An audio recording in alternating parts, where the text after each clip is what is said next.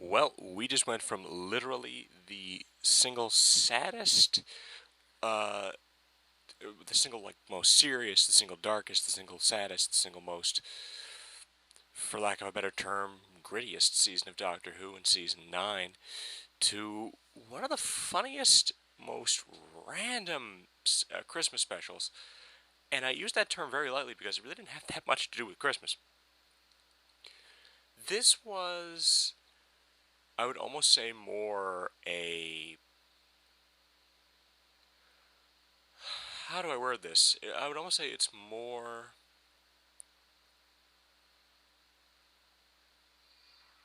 Hmm. Okay, first of all, I should do my entire intro. Spoilers! Hello, ladies and gentlemen, I'm the Immortal Cave and Sam Interest at blogspot.ca as usual. Put a link to all in the description. Now, this is for the Husbands of Rivers song. Now, again, I said spoilers already, so for those people really kind of hoping that maybe another Doctor would pop up, no. For those really hoping that Captain Jack might show up, no. Nothing really else that special happens other than River's song popping up, which, don't get me wrong, Alex Kingston, woman, lady, get a science fiction show. Because, again, I said spoilers, this is more than likely going to be the last time we see River. I realize I said that the last 3 times we ran into her, but this is flat out a. This is a. This is effectively the last time we're going to see her. They close her off. They bookend her, more or less. And that's not a pun on the fact that she first appeared in Silence in the Library. She, she more or less says that the the book that the diary that the doctor gave her, because he knew how much time they're going to spend together and everything. He already knew. He gave her a diary with just enough space, and she's running out of space.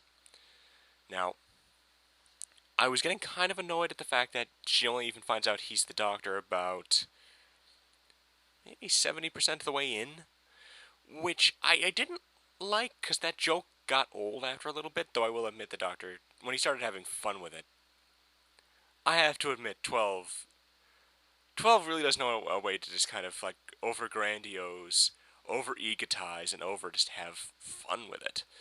And he really did because she warns him about like the whole bigger on the inside when she steals the doctor's TARDIS. Well, she thinks she steals it.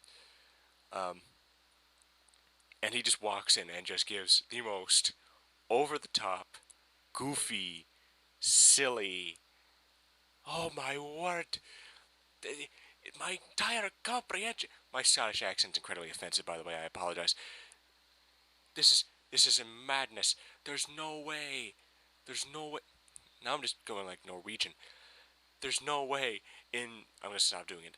There's no way that you could possibly ever fit all of this. My entire concept of space and time is renewed. Like he over dramatified. That's not a fucking word, but I don't care. He over. What is the right word for that? He over dramatized.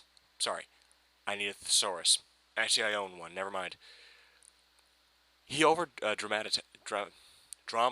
I just had that discussion. He over dramatized it, and to hilarious degrees. It was funny, and the entire episode was funny, very very funny. A little off at points, but generally speaking, it was hilarious. And it ended on one of the most both sad but also very sweet and romantic moments because we always saw like we saw it when they first met when it was David and River, and you got this feeling from River that these two were really like incredibly close. But even with Matt Smith, which is most of where River is, literally all but 2 episodes, we never really saw that. I mean, we saw them being like flirty teenagers to each other, which is effectively what they were at that point in their timelines. But to each other at least. This is the first time where it's near the end of River's timeline, but at the same time, 12, it's also the latest point in his timeline, obviously. So between the two of them, like, there is this very, like, they feel like an old married couple. And it's so good to see it.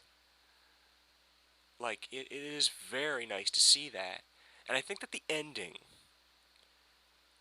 with the singing towers really does make the episode. Now, I'm going to state this right now. I think Christmas is mentioned once in it. It's not a Christmas special. No matter how much they throw snow at you, it's not a Christmas special. It's just not. They can throw the word Christmas special at you no matter how many times. It's not a Christmas special, guys. It is a River Song special, really. Because this is the last time we're going to see her. We assume, at least. At least in Doctor Who. I'm still really hoping for that her and Captain Jack spinoff. Make it happen, guys. I don't know who the guys are I'm talking to, but make it happen. That needs to happen. Their sexual organs would jump out and attack each other. Come on. Make it happen. Anyway. It's not a Christmas special. It just isn't. Like I said, the joke of those two not knowing each other, it was funny at first, and I do have to admit, it got a chuckle out of me more than a few times. Not to mention the fact that just seeing the fact, like, she had a sonic trowel. Well, it was a laser trowel because it could do damage. So I'm gonna call on that one, but maybe that's just because of the fact that I'm a nerd, and actually that's about it. The fact that she had that, I thought that was cute. And I thought the fact that she actually made a lot of archaeology jokes, like, I'm an archaeologist from the future. I've investigated the crash site of this very ship. See you in 400 years. Like, that's cute. That was a really good line. That was River. And that's what I love about the fact that, and that's why I don't mind it, the long reveal, until the long wait until the reveal, as much as some people might, because I actually did really enjoy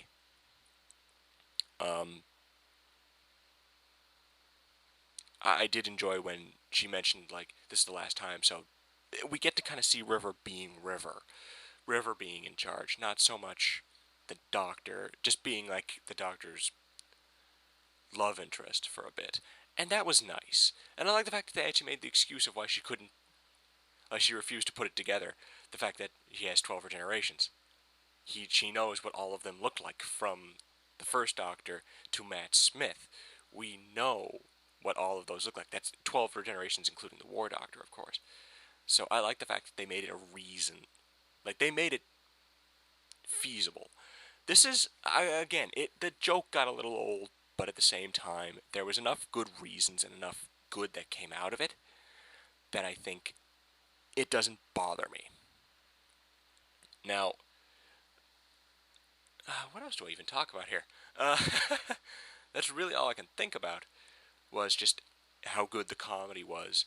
That odd quirk of that running joke, and the fact that River, at the end of it, this does feel like the last time we're going to see River, but at the same time, it feels like this is what we kept hearing about. This is what we kept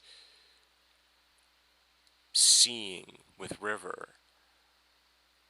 This is River Song's most important episode. If you don't see this, the rest of it's not going to make nearly as much sense. Because this is the moment where we see why her and the Doctor are. That end shot of the two of them just hugging. They don't kiss at one point during this entire episode. That's brilliant. Now maybe that might have been something on Capaldi's end. I know he said he didn't want to have as much, like, kissing or romance or whatever. Granted, there was the stuff with Missy, but I'm getting sidetracked. Then that was less romance and more immense eccentricity. I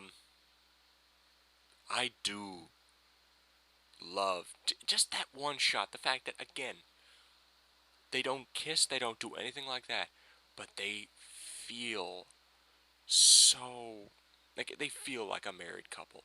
They feel like this is what the two characters have been building up with. River feels like a complete character now. Everything fits. And that's more than I could have asked for this episode. I was expecting just, oh, it's going to be 12 and River. Can't wait until 13 and River run into each other, lol, lol, lol. Or till River shows up the next 12 times with the Doctor. I just picked that number out of my butt. That wasn't intentional.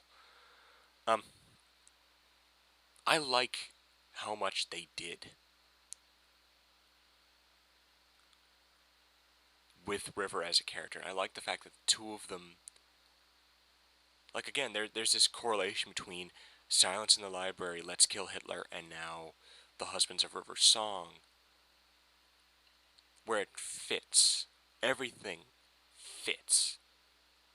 And that's beautiful. Like, that's the best thing we got from this episode, and that's more than I could have asked for. Still kind of would have liked to have seen, like, Paul McGann. Like, if they were going to do husbands, I think it would have been cute to have, like, 12 and 8. Give 8 more airtime, is what I'm saying. Anyway, that's all I can really think about saying. Like, there's not much else to this episode other than it is good. Watch it. It's a little, like, the first half is a little teeth gritty. Once you get past that point, once the second half starts to kick up, it makes the first half worth it. Now, this isn't like some other episodes where I've said that. Like some of the two-parters this season actually fit into that. But the difference being, this is one episode, A, and B, it really does make everything fit together better. And there's enough comedy and there's enough good stuff in the first half to make it worth it as well. But just the second half and how everything comes together for River, for the Doctor, for the two of them, it's genius. And I love the fact that it does work that well. So, that's all I can think of. Happy holidays to everybody watching this. Again, that's more of a holiday greeting than they ever gave in this episode. Though then again, now that I'm thinking about it, how much of a holiday greeting did they give in the snowman? Oh my god. I think there was actually more in this shit. Okay, I apologize for that one. Anyway, ladies and gentlemen, I'll see you for whenever the flying hell they come out with the next episode, or if you're watching my live streams. First of all, my apologies for my actual sound quality in some of those. They're a little squirrely. Sorry. I'm kind of getting the hang of this and trying to figure out how to work everything properly. But anyway, ladies and gentlemen, I shall see you for whenever the hell they kick this back off. Laters and happy holidays.